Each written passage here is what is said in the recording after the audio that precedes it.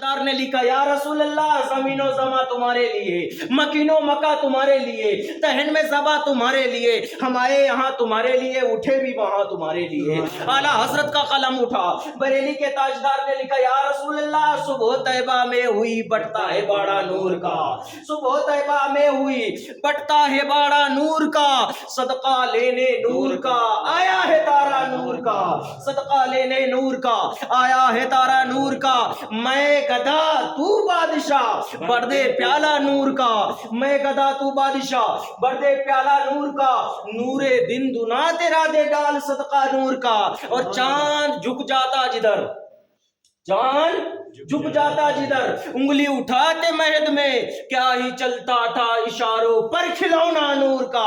یا رسول اللہ تیری نسل پاک میں ہے بچہ بچہ نور کا، تو ہے عین نور تیرا سب گھرانہ نور کا، تو ہے عین نور تیرا سب گھرانہ نور کا۔ حضرات گرامی وقار یہ مہینہ ربیع النور کا مہینہ چل رہا ہے، اس مہینے میں ہمارے آقا کریم صلی اللہ علیہ وسلم کی جلوہ گری ہوئی، جن کی وجہ سے ہمیں دین ملا، جن کی وجہ سے ہمیں یہ مسجدیں ملیں، جن کی وجہ سے آج دنیا کی شہرتیں ہمیں حاصل ہوئیں، یہ اس نبی کا صدقہ ہے۔ تبھی علامہ رضا ثاقب مصطفی صاحب کہتے ہیں کہ محمد جانے جانا ہے، پیغمبر ہو تو ایسا ہو، رسولوں کی بشارت سے مبشر ہو تو ایسا ہو، امر تو کیر کا سب کو مؤکد ہو تو ایسا ہو، کیا ہم کو غلام ان کا مقدر ہو تو ایسا ہو۔ ہم اپنے مقدر پہ قربان نہ جائیں،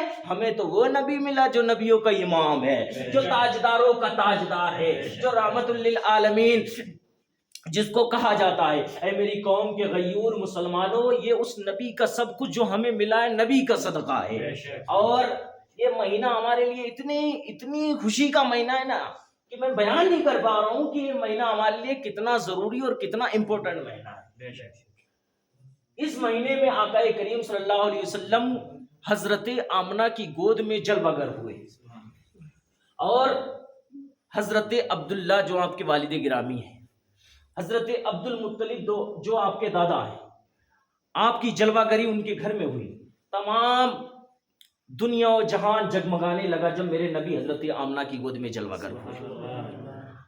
اب مسئلہ پیش آتا ہے، اب 12ویں شریف آنے والی ہے تھوڑے ہی دنوں میں، آج شاید 2 تاریخ ہو گئی ربیع الاول شریف کی، 3 تاریخ ہو گئی ہے، تو اب 12 ربیع الاول شریف کا وقت قریب سے قریب تر آ رہا ہے۔ ہم نے اس میں جلوس نکالنا ہے، خوشیوں کا اظہار کرنا ہے۔ اگر کوئی مجھ سے پوچھے مولانا عید میلاد النبی کا جلوس نکالنا کیسا ہے، خوشیاں منانا کیسا ہے، تو میرا اس سے پہلے ہی جواب ایٹم بم ہے۔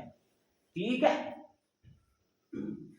سمجھ گئے نا، پہلے ہی جواب اس کا ایٹم بم ہے، کیونکہ یہ جواب سن کے وہ سوال کرے گا ہی نہیں۔ اگر سمجھدار ہوگا، پڑھا لکھا ہوگا تب، جاہل جپٹ ہوگا وہ کیا سوال کرے گا، پڑھا لکھا ہوگا تو اسی بات سے سمجھ جائے گا۔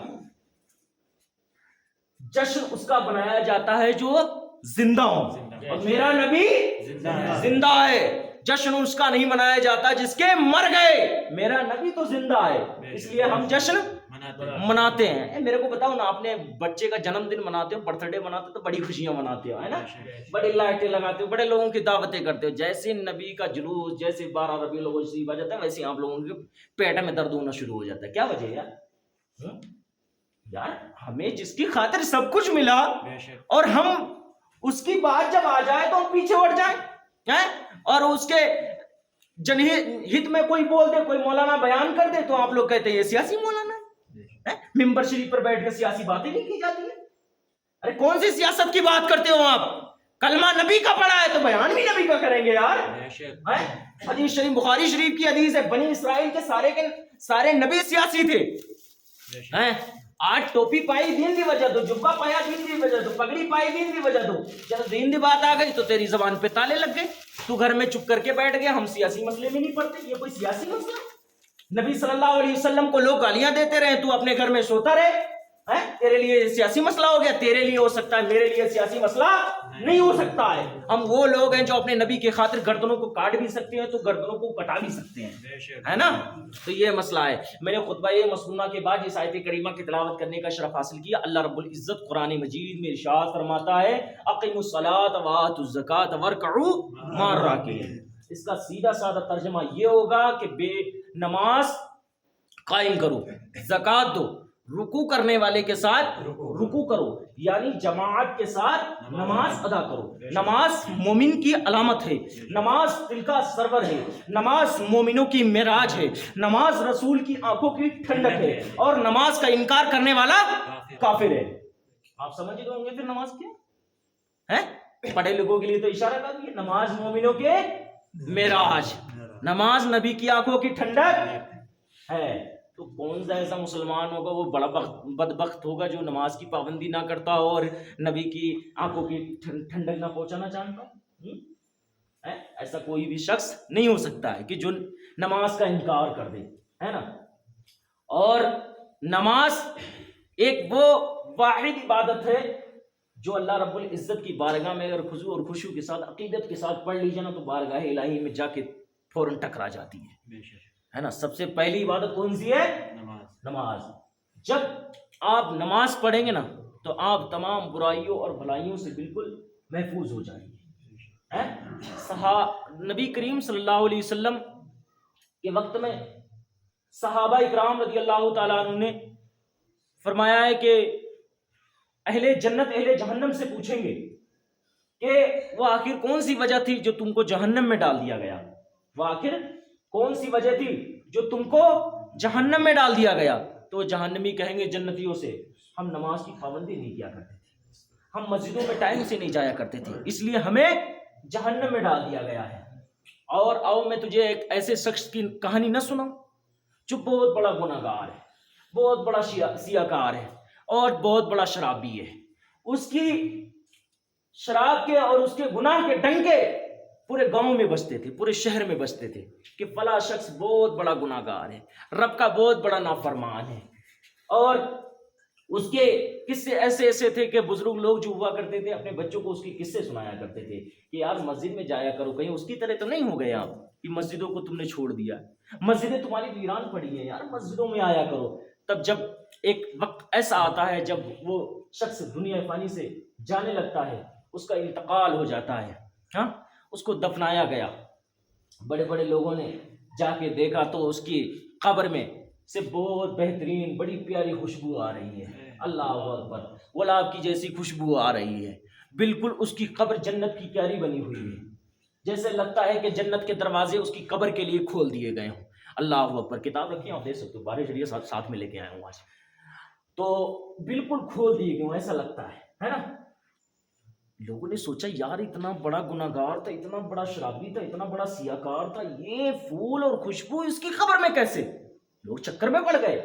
کہا چلو اس کی بیوی سے جا کے پتہ کرتے ہیں کہ وہ کون سا ایسا عمل تھا جس کو آج اس کے سامنے وہ عمل اس کا پیش آ گیا, اس عمل نے اس کو بچا لیا. جب لوگ گئے اس کی بیوی کے پاس, اس کی جوزا کے پاس, کہنے لگے او مائی ہمیں بتا تیرا شوہر ایسا کون سا عمل کرتا تھا جس کی وجہ سے وہ آج اس کی قبر سے جنت کی خوشبو آ رہی ہے. اس کی قبر کو ایسے لگ رہا ہے کہ جنت کے دروازے کھول دیے گئے ہوں, اس کی قبر میں پھول ہی پھول, خوشبو ہی خوشبو. اس کی بیوی نے کہا میں مانتی ہوں میرا شخص تو بہت بڑا گناہ گار تھا, اس کے گناہ کے ڈنکے بجتے تھے, وہ بہت بڑا شرابی تھا, لیکن ایک عمل ایسا اس کے پاس تھا جو آج اس کی بخشش کا ذریعہ بن گیا. کہا وہ عمل کیسا تھا؟ کہا جب فجر کی اذان ہوتی تھی نا مسجد سے, جب مؤذن کہتا تھا حیا علی الصلاۃ حیا علی الصلاۃ الصلاۃ خیر من النوم, اے جاگنے والو جاگو نا, نیند سے بہتر نماز ہے. تو میرا شوہر, میرا بچہ تھا چھوٹا سا, اس کو اٹھاتا تھا چلنا اٹھنا, اور رب ہمیں بلا رہا ہے جس کے لیے ہم پیدا کیے گئے, چل ہم اس کی بارگاہ میں چلتے ہیں. تو اپنے بچے کو وضو کراتا اور مسجد کے لیے لے کر چلا جاتا, وہ بھی نماز پڑھتا اور بچہ بھی نماز پڑھتا. جب نماز سے فارغ ہوتا تو رب کے سامنے ہاتھ پھیلاتے, ہے ربا میں گناہ گار ہوں, سیاہ کار ہوں, بدکار ہوں, پھر بھی تیرے رسول کا امتی تو ہوں نا. گھر سے واپس جب مسجد سے لوٹ کر گھر آتا تو گھر پہ قرآن شریف کو کھولتا، پڑھا لکھا نہیں تھا، جاہل تھا، قرآن شریف کو جیسے ہی کھولتا ذاکر بھائی تو انگلی صرف قرآن شریف کے حرفوں پہ پھیرتا، صرف پھیرتا تھا اور کچھ نہیں کرتا تھا، صرف پھیرتا تھا اور کہتا تھا یا ربا مجھے معاف کرنا، مجھے تو کچھ آتا جاتا بھی نہیں ہے پھر بھی میں تیری عبادت کرتا ہوں۔ تو آج اس کا وہ عمل اس کے کام آ گیا۔ میرے کہنے کا مقصد یہ ہے کہ نماز وہ ایسی عبادت ہے کہ انسان کتنا بھی گناہ گار کیوں نہ ہو، کتنا بڑا سیاہ کار کیوں نہ ہو، اگر وہ اپنے دل میں ٹھان لے اور محبت کے ساتھ نماز اور عقیدت کے ساتھ نبی کریم صلی اللہ علیہ وسلم کو اپنے ذہن میں رکھتے ہوئے نماز پڑھے تو اس کی نماز بارگاہ الہی میں ٹکرا جائے گی، وہ اس کے لیے ڈھال بن جائے گی۔ ہاں، وہ جہنم میں جا ہی نہیں سکتا، اس کو جنت میں جانے سے کوئی روک ہی نہیں سکتا، لیکن عقیدہ پختہ ہونا چاہیے، ہاں اپنے دڑے دا پکا ہونا چاہیے، ڈاما ڈول نہیں ہونا چاہیے کہ جدھر دیکھی روٹی بوٹی ادھر ماری لوٹا پوٹی، وہ والا حال نہیں ہونا چاہیے۔ عقیدت کے ساتھ خضوع اور خشوع کے ساتھ مسجد میں آ کر نماز پڑھے۔ لیکن آج ہمارا ماحول کیا ہے؟ ہماری مسجدیں ویران پڑی ہیں، ہمارے امام مسجدوں سے صدائے لگا رہے ہیں لیکن لوگ آنے کے لیے تیار نہیں ہیں، پتہ نہیں ان کو کیا وجہ ہو گئی، نرم نرم بستر چھوڑنے کو دل ہی نہیں کرتا ہے۔ اے میرے پیارو ذرا سوچو تو صحیح، کہیں یہ نماز آپ کی زندگی کی آخری نماز نہ ہو، کہیں آپ کی بستر سے آنکھ ہی نہ کھلی، پھر آپ کیا کرو گے؟ پھر آپ کہہ بھی نہیں سکو گے، پھر اس کے بعد نماز بھی پڑھنے نہیں آتے، پھر علماء کو تنقید کرتے ہیں، فلاں امام ایسا ہے، فلاں مولوی ایسا ہے، فلاں مولانا ایسا ہے، وہ ایسے بیان کرتا ہے۔ ہمیں یار تم مولانا کے اوپر کیوں چکر میں پڑے ہو؟ خود تو کر نہیں سکتے لیکن جو انبیاء کے وارث ہیں علماء، ان کے اوپر تم نکتہ چینی کر رہے ہو، اماموں کو گندی نگاہ سے دیکھ رہے ہو، امامت لوگوں کی توہین نہیں کر رہے ہو۔ میں ایسے ساؤتھ افریقہ کے اندر آپ ایک عالم کی داستان نہ سنا دوں آپ کو، میں کہتے ہیں نا کہ ہر انسان کو ایک لکڑی سے نہیں ہانکنا چاہیے، کیا پتا اللہ رب العزت کو کس کی کون سی ادا پسند آ جائے، کون سی ادا پسند آ جائے، کس کو وہ دیکھ کر اس کو جنت میں بھیج دے۔ ایک عالم تھے، ساؤتھ افریقہ کی بات ہے، بہت بڑے عالم تھے، حافظ بھی تھے، عالم باعمل بھی تھے۔ ہر شخص چاہتا تھا کہ یہ عالم ہمارے گھر دعوت میں آئے، ہر شخص چاہتا تھا۔ علماء سے اتنی محبت پہلے لوگ کیا کرتے تھے، آج کہاں محبت ہو گئی؟ آج تو حقارت کی نظر سے مولویوں کو لوگ دیکھتے ہیں، کہتے ہیں نوکر ہے ہمارے، یہ مولوی تیرا نوکر نہیں ہے، تیرے باپ کا نوکر نہیں ہے، رسول اللہ کا نوکر ہے یار۔ مولوی کسی کا نوکر نہیں ہوتا ہے، سمجھ لینا، ٹھیک ہے؟ جو 5 ٹائم کی مسجد میں نماز پڑھا رہا ہے یار، اس کا تو احسان مان کہ اس کی وجہ سے تو سجدہ کر رہا ہے، وہ تجھے بلا رہا ہے تو آ رہا ہے نا۔ کاش کہ تو اپنی مرضی سے آیا ہوتا تب بات ہی کچھ اور تھی، ہے نا۔ تو ساؤتھ افریقہ کے اندر عالم باعمل تھے، ہر شخص چاہتا تھا کہ یہ عالم ہمارے گھر میں دعوت میں آئے، ہر شخص۔ رمضان مبارک کا مہینہ قریب آ گیا اور ایک شخص نے ان کی دعوت کی، اپنی جوزہ سے اجازت لی اور اس کی دعوت کی، کہا حضرت آپ کو آج ہمارے گھر روزہ افطار کرنا ہے۔ حضرت نے کہا ٹھیک ہے، دعوت کو منظور کر لیا۔ آپ گئے دعوت میں، اس کے گھر پہ دسترخوان لگایا گیا، روزہ افطار کر لیا۔ روزہ افطار کرنے کے بعد آپ نے اس کے لیے دعا کی اور وہاں سے نماز پڑھی اور چلے آئے۔ جب آئے گھر میں تو اس کا شوہر اتنی دیر میں آ گیا۔ جب اس کا شوہر آ گیا، جیسے ہی شوہر آیا اس نے کہا اپنی جوزہ سے کہ میری جوزہ، اے میری شریک حیات، میں نے یہاں پہ کچھ رقم رکھی تھی، جب میں گیا تھا گھر سے، جب میں نے کوئی رقم یہاں پہ رکھی تھی، اب وہ رقم نہیں ہے، وہ رقم کہاں گئی؟ اللہ اکبر، وہ رقم کہاں گئی؟ تو اس کی جوزہ چکر میں پڑ گئی۔ جب چکر میں پڑ گئی کہا یار یہاں پہ تو کوئی آیا بھی نہیں اور وہ رقم گئی تو کہاں گئی؟ ہمارا بچہ جو ابھی گود میں ہے، چھوٹا بچہ چوری نہیں کر سکتا۔ پھر اس نے اپنا دماغ لڑایا، کہا یار اس عالم دین کی وہ عالم دین صرف ہمارے گھر آیا تھا اور کوئی ہمارے گھر نہیں آیا تھا۔ ان دونوں میاں بیوی نے ڈیسائیڈ کر لیا کہ عالم دین چور ہے، وہ ہمارے پیسے لے گیا۔ اللہ اکبر، اس نے عالم دین کے اوپر چوری کا الزام لگا دیا، لیکن عالم ربانی کو خبر اس چیز کی نہیں تھی۔ جب چوری کا الزام لگا دیا پھر وہ انسان عالم دین سے دور دور رہنے لگا۔ جب مولانا کو دیکھتا کہ مولانا فلاں راستے سے آ رہا ہے تو وہ راستہ بدل لیا کرتا تھا۔ اور یار ہمارے علماء کی تو ایک خاصیت ہوتی دیکھ کے مسکرانا، اور مسکرانا بھی میرے آقا کی سنت ہے نا۔ ہم نہیں کسی سے منہ پھلاتے ہیں، نہ ہمیں کسی پہ وہ آتا ہے، ہم طنز نہیں کستے کسی کے اوپر۔ جو نبی کا ہے وہ ہمارا ہے، ٹھیک ہے، اور جو نبی کا نہیں وہ ہمارا باپ کیوں نہ، ہم اس کو جوتے سے مارنے کے لیے تیار ہیں، ٹھیک ہے۔ تو وہ امام صاحب ان کو دیکھتے عالم صاحب کہ وہ شخص آ رہا ہے، لیکن جب وہ امام صاحب کو دیکھتا تو راستہ بدل لیا کرتا تھا. اللہ اکبر. جب وہ راستہ بدل لیا یہاں تک کہ پورا سال گزر گیا، رمضان شریف کا دوسرا سال آ گیا.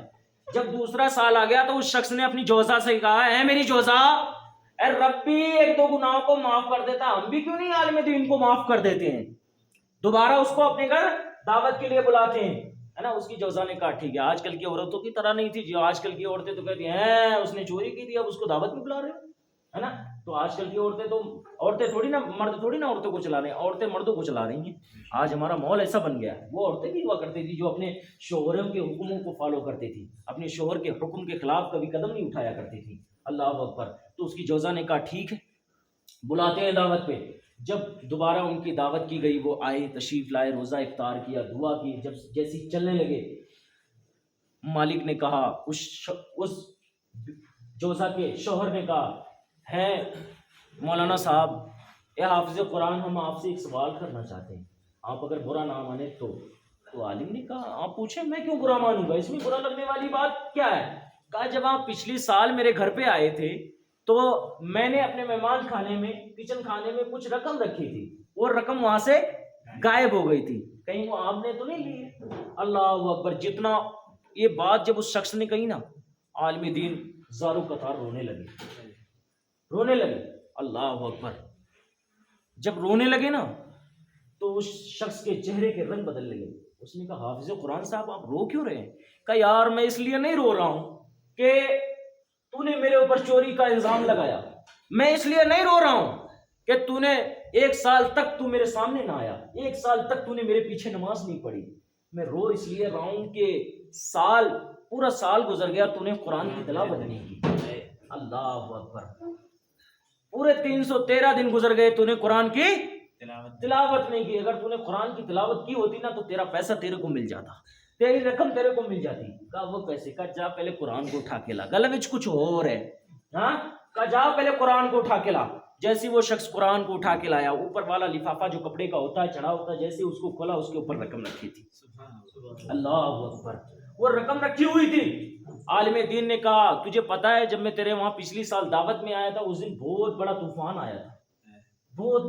آیا تھا، تو وہ رقم طوفان کی وجہ سے ادھر ادھر ڈاما ڈول ہو رہی تھی، بھاگ رہی تھی. تو میں نے سوچا اگر کہیں ادھر رکھوں گا کسی کی چیز کے نیچے تو تیرے کو ملے گی نہیں، لیکن جب تو قرآن کھولے گا تو تیری رقم تجھے مل جائے گی. لیکن کاش کہ تو نے قرآن کی تلاوت کر لی ہوتی، کاش کہ تو نے نماز پڑھی ہوتی، نماز کے بعد قرآن کھول دیا ہوتا تو تیری امانت تجھے مل جاتی. لیکن تو نے تو میرے اوپر چوری کا الزام لگا دیا. تو میرے بھائیوں، میرے دوستوں، عزیز بزرگوں، نوجوان ساتھیوں، کم سے کم کسی کے اوپر تنقید کہنے سے پہلے، کسی کو نشانہ بنانے سے پہلے اپنے گریبان میں جھانک کر دیکھ لینا کہ ہم کس موڑ پر کھڑے ہیں.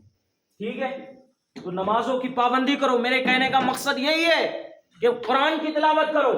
ارے یار ہمیں تو وہ قرآن ملا جس کا ایک ایک حرف ہمارے لیے جان سے زیادہ قیمتی ہے. قول محمد قول خدا فرمان نہ بدلا جائے گا، بدلے گا زمانہ لاکھ مگر قرآن نہ بدلا جائے گا.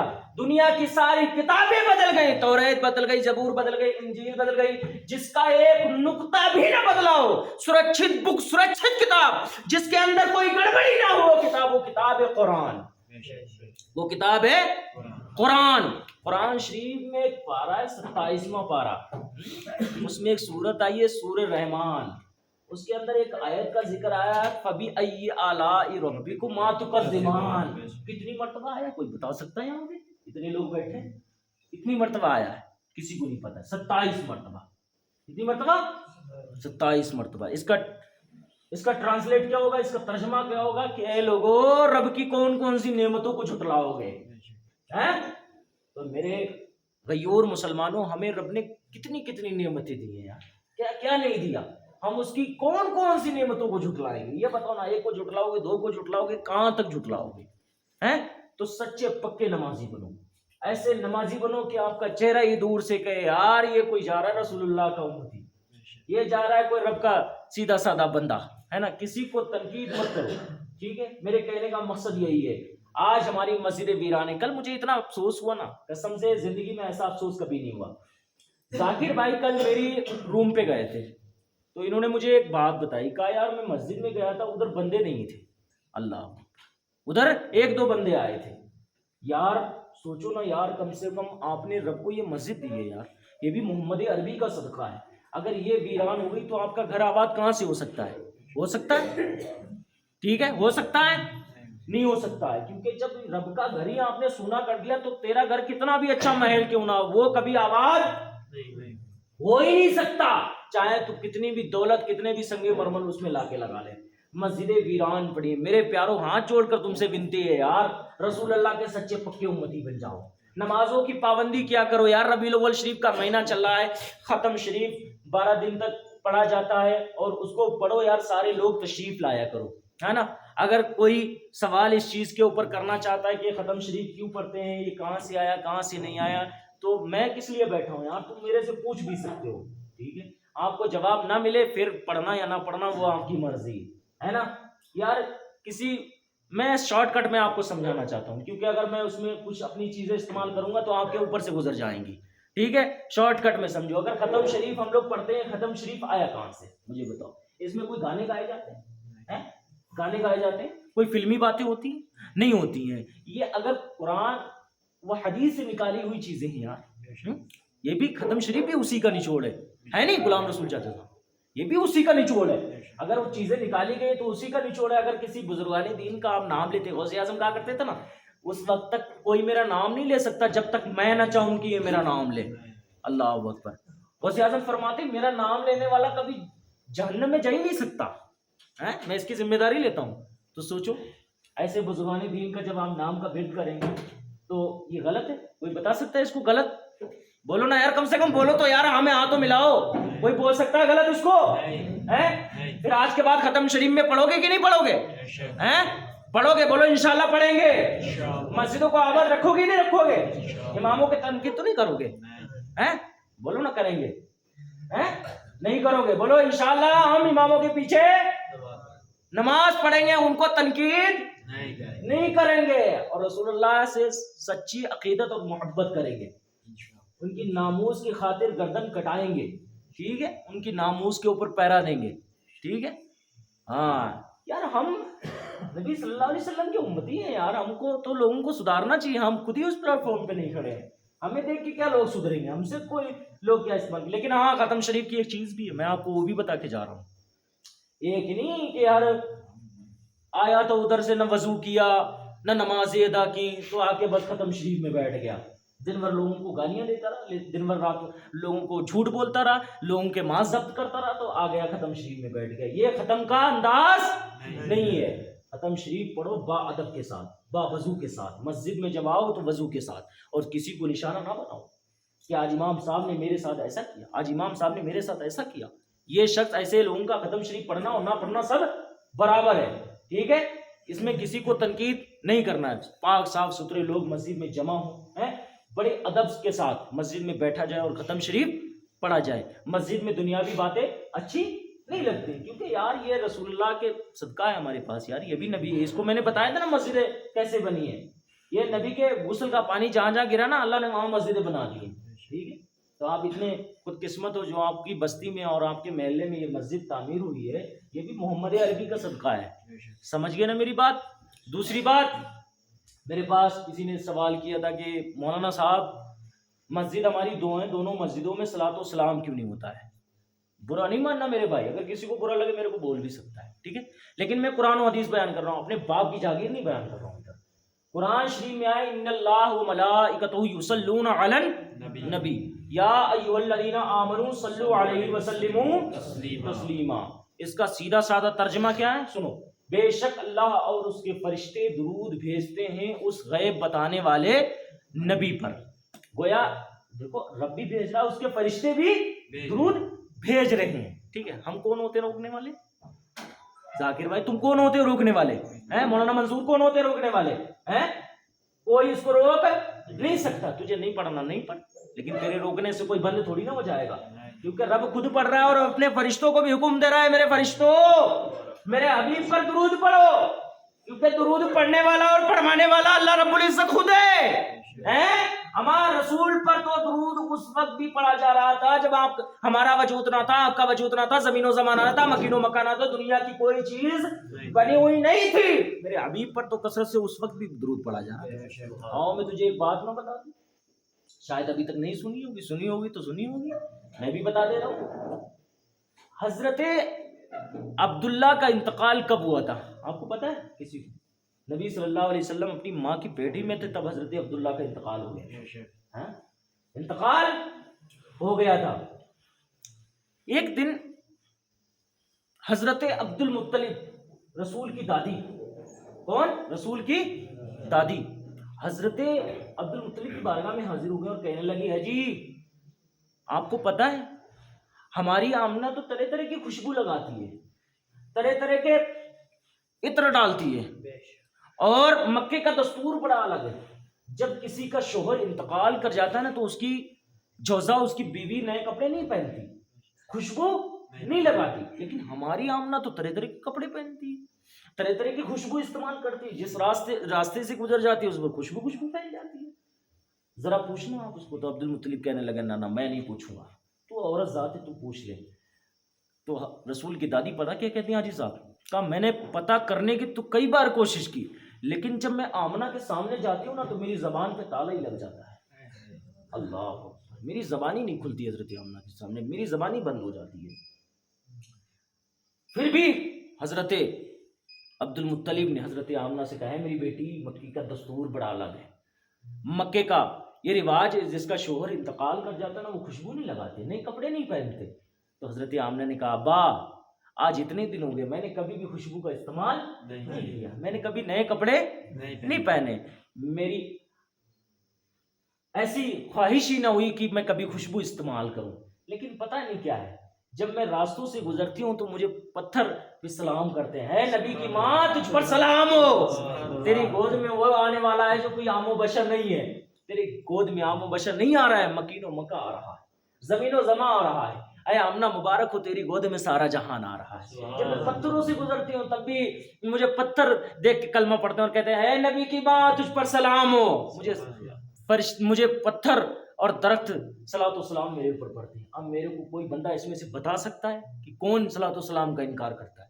میرے کو بتاؤ نا ذرا یار، میری بات کو یہاں تک مت رکھنا، جس کو اگر اعتراض ہو نا بڑے مولویوں سے بھی پوچھ سکتا ہے، مدرسہ اسرار العلوم میں ٹھہرا ہوں، ادھری میں پڑھا رہتا ہوں، ملنگی آدمی درویشی بندہ ہوں، ایسی ڈاما ڈولوں میں، کوئی اپنے آپ کو نہیں کہتا میں بہت بڑا عالم ہوں، اگر میرے سے کوئی غلطی بھی ہوگی میں اس کو ایکسیپٹ کرنے کے لیے بھی تیار ہوں، معافی مانگنے کے لیے بھی تیار ہوں اگر میں کچھ غلط بیان کر کے جاؤں گا، اس سے بڑی آپ کو کیا بول سکتا ہوں؟ میرے کو بتاؤ، جو چور کی سزا وہ میری سزا، اور بتاؤ چور کی سزا ہے کہ بازو کاٹ لیا جائے، میرا بازو کاٹ لینا، اگر کوئی ثابت کر کے دے دے تو درود و سلام پڑھنا ناجائز و حرام ہے، تو آج سے آپ لوگ درود و سلام پڑھو گے کہ نہیں پڑھو گے؟ بولو ذرا، پڑھو گے نا؟ نمازوں کی پابندی کرو گے کہ نہیں کرو گے؟ ہاں، نمازوں کی پابندی ضرور کرنا میرے بھائی۔ اور علماء اکرام اور جو مسجدوں کے امام صاحب ہیں، مولانا عابد صاحب ہیں، ادھر ہمارے امام صاحب، ان کا نام تو میں نہیں جانتا ہوں، ان کا ادب کریں، اور اگر کوئی بھی مسئلہ ہے امام صاحب کے پاس، پہلے امام صاحب کا حق ہوتا ہے بھائی، دیکھو جو مسجدوں کے امام ہیں نا پہلا حق ان کا ہے کہ ان کے پاس آپ آئیں، ان سے مسئلہ دریافت کریں، کچھ نہیں پتا اگر کسی کو، بعد میں اگر ان سے نہیں آپ کا حل ہو رہا ہے تو کسی اور مولوی کے ساتھ پاس جا سکتے ہیں، مولانا منظور صاحب ہیں، اور اللہ کے فضل و کرم سے ادھر تو یار ہر لوگ علم رکھتے ہیں یار، یہ دیکھو ذاکر بیٹھا، اس سے بھی حل کرا لیا کرو، یہی تھوڑے ہمارے آنے کی ضرورت ہی نہیں پڑے گی، یہی مسئلے حل کر دے گا آپ کے، ٹھیک ہے؟ تو اللہ رب العزت سے ہم لوگ دعا کرتے ہیں، آج یار یہ وعدہ کیا آپ نے، میرے وعدے کو نہیں توڑنا، ٹھیک ہے؟ کیا پتا یار کسی نے ایک نے عمل کر لیا یار میری بخشش کا ذریعہ بن جائے، میں بڑا گناہ گار بڑا سیاہ کار بندہ ہوں، ٹھیک ہے؟